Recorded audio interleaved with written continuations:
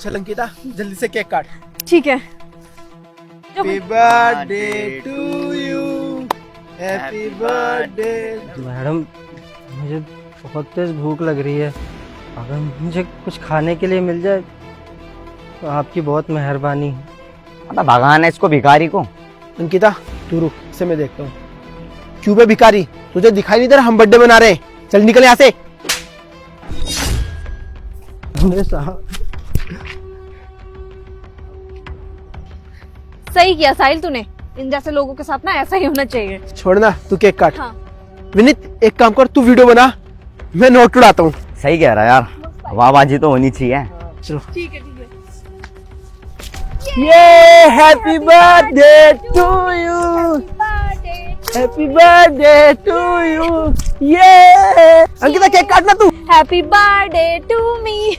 Thank you so much guys, आज तुम दोनों की वजह से ना मेरा बर्थडे इतना अमेजिंग बना है। और तुम्हें पता है अभी जो हमने किया है ना, उससे सोशल नेटवर्किंग साइट में हमारी इतनी हाइप बनेगी ना, सब जल जाएंगे हमसे। सही कह रही है तू। क्लब चल के ना कुछ खाते पीते हैं। हाँ चलते हैं, क्लब चलते हैं। तो एक चीज बताओ साहिल, इस केक को खाओगे क्या तुम लोग की फेंक दूं? फेंक दे।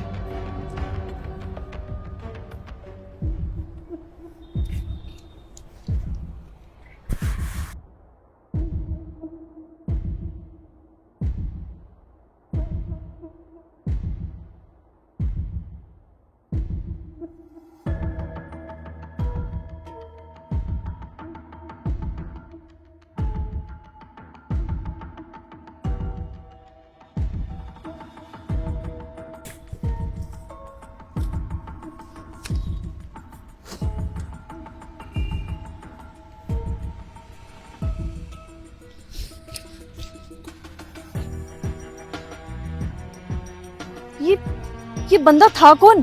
चल यार कौन था ये? ऑडी से उतरा था और यहाँ पे कुछ पैसे गिरे थे, वो उठा करके चला गया। भैया ये पैसे, ये आप रख लीजिए। पैसे दे लिए?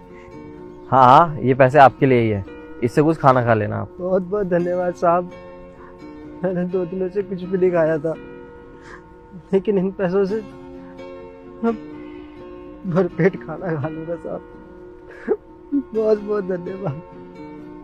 ठीक है। साहिल एक सेकंड रुकियो, मैं अभी आई। ठीक है।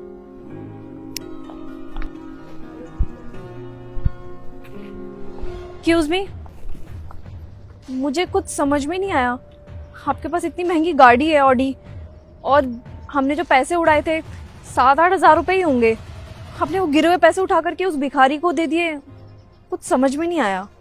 आपने तो देखा ही होगा, वो भिखारी आपसे कुछ मांगने आया था, लेकिन आप लोगों ने क्या किया, खाने को तो उसको दिया नहीं, बल्कि उसको थप्पड़ मार के भगा भी दिया। अगर आप उसको मना भी कर देते तो वो ऐसे भी चला जाता, लेकिन आपको ऐसा नहीं करना चाहिए था। और हाँ, आपने उसको खाने का तो मना किया ही, और साथ में देखिए ना आपने कितने सारे नोट भी उड़ाए। बहुत पैसे वाले हैं आप लोग तो, लेकिन उस भिखारी के बारे में आपने एक बार भी नहीं सोचा।